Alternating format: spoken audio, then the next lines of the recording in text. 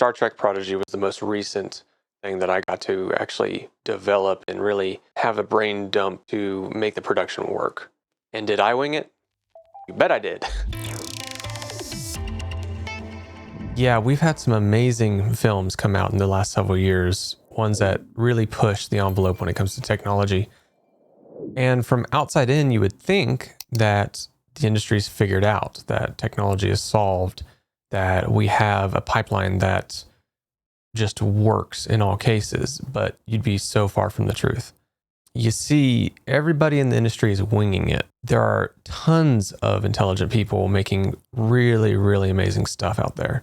The problem is that you have to build an entire framework in the context of a production and put it through its paces for several years before you can really settle on what is a good, solid pipeline. And even then, technology is already caught up to you.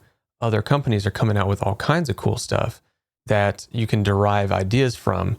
And you're always kind of chasing that technology growth and stability growth. It's kind of a continuous cycle. And by the time that you've caught up, that means you have to build a framework and put it through several years of testing again. So just make sure that you're getting paid properly. I've worked at a few major studios. I've worked at smaller studios. I've been a team member watching everyone's ideas come to fruition. And I've been the person creating the technology for an entire project before. Star Trek Prodigy was the most recent thing that I got to actually develop and really have a brain dump to make the production work. And did I wing it? You bet I did. And I've learned the most while doing so. Every project I'd worked on up until that point, and even during that project, was an iterative process that I would try new things and figure out what did and did not work. And that's just how you learn on the job. And anyone who says that you need to already be at a certain level, that you can't be learning on the job, is wrong. And they may be exhibiting some toxic behaviors. And the great thing about this industry is, even as a programmer, it is a creative art job. If you're doing 3D modeling, if you're doing rigging, if you're doing animation, lighting, even the programming, even the production, it's all a creative field. So where is the industry going from here? Well, it's going up. We haven't actually seen a full growth yet.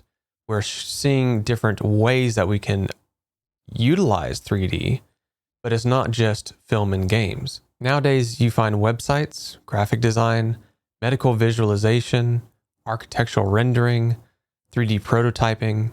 I've seen people use ZBrush for sculpting jewelry and making casts out of it.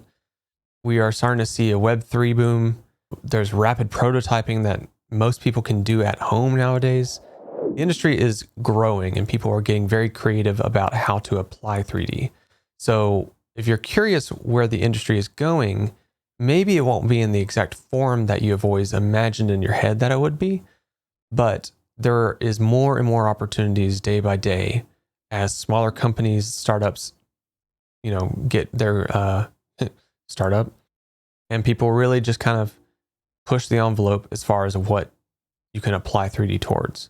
Heck, I've even seen people 3D print chocolate or body parts, replacement jaw surgery and whatnot.